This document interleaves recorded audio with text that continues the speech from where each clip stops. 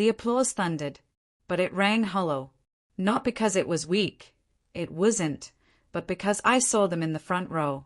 My wife, her sisters, smiling with teeth, not warmth.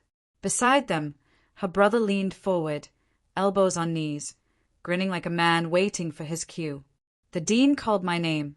My steps onto the stage felt like walking into enemy fire. I shook his hand, smiled for the camera. Then a fist exploded against my jaw. The mic squealed. Gasps cut through the crowd. My head snapped sideways, blood flooding my mouth faster than I could think. Over the ringing in my ears, his voice hit like a second blow. You wasted your wife's money. This degree is a joke. You're a joke. From the audience, my wife laughed. Not nervous laughter, sharp, deliberate, meant to wound. Her sister leaned in, whispering, now he knows he's worthless. It should have broken me. It didn't. I smiled. Not for them, for me. Because they had just handed me something they never should have. Clarity. 2 years earlier, I was their project, their dinner party charity case. They had wealth. I didn't. Her parents called me ambitious in public, dependent in private. I convinced myself it didn't matter. Love would carry us. I worked part-time, studied full-time, lived on instant noodles in a house with marble countertops. Every loan form I filled out, my wife shredded. No debt. My family will help. I thought it was kindness. It was control. The night after the graduation punch, I didn't shout. I didn't demand answers. I scrubbed the blood from my shirt, sat at the kitchen table, and listened as she retold the story to her mother, adding details for laughs. She thought I was humiliated into silence. She was wrong. I was planning.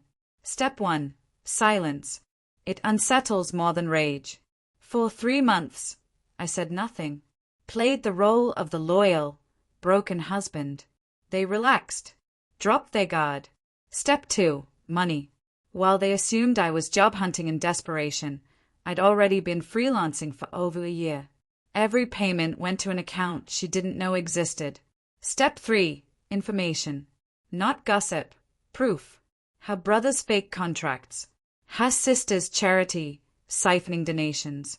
My wife's luxury shopping sprees billed to her father's company. They'd already built the fuse. I just had to light it. The spark came as a text from my wife. We need to talk. Translation. They decided I was no longer useful. That night she sat across from me, eyes cold. We're done. You can leave quietly or... I slid an envelope across the table.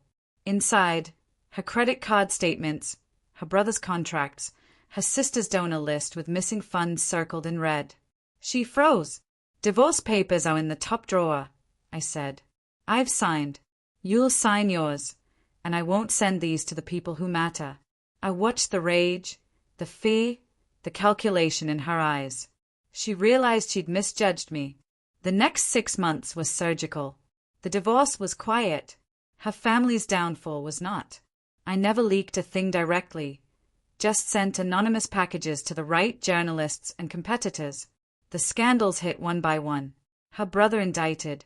Her sister's charity stripped of its license. Her father forced to sell assets to cover legal costs. I took my degree, my clients, my savings, and moved across the country. 6 months later, I had more in my account than their entire family. People ask if I regret not fighting back on stage. No. Pain fades in seconds.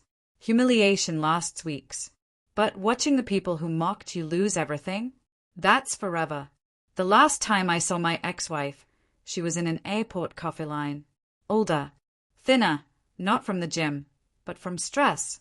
She saw me. I smiled. Not in kindness, but in memory. Because the last time I'd smiled at her, my mouth was full of blood, and she thought she'd won. They thought I was worthless. They built their laughter on that lie. But the danger of underestimating someone is simple. You don't see them coming until you're already on the ground. Please like, subscribe, and share this story.